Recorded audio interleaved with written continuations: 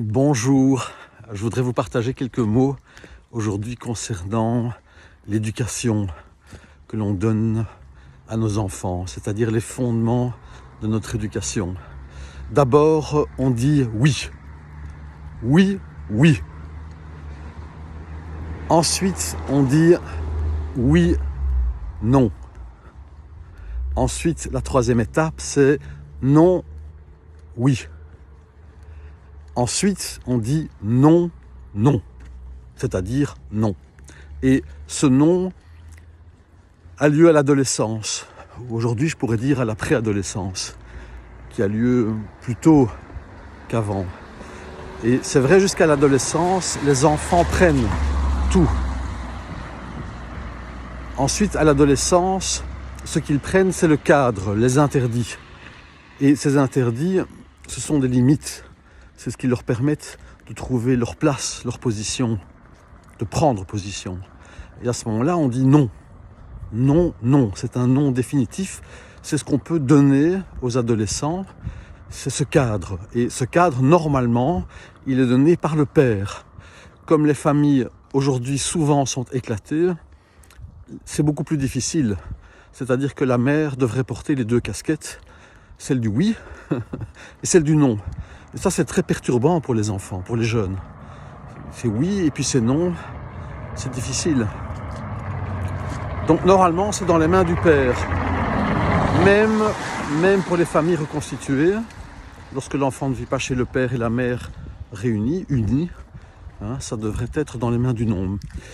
Et, hélas, beaucoup de mères portent les deux casquettes, les pères sont absents, on ne donne pas une bonne place au père et on oublie que, comme parents, nous sommes toujours un couple parental.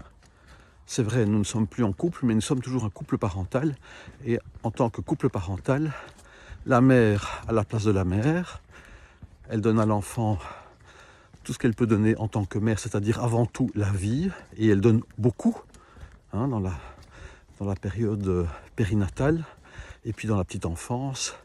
Et c'est vrai, normalement, dès qu'un deuxième enfant vient, eh bien le premier enfant devrait aller près du père. Alors il a toujours une première place, parce qu'il perd cette première place. Il doit garder cette première place, alors on la met près du père, et le père, il met un cadre. C'est le père qui, normalement, donne le nom.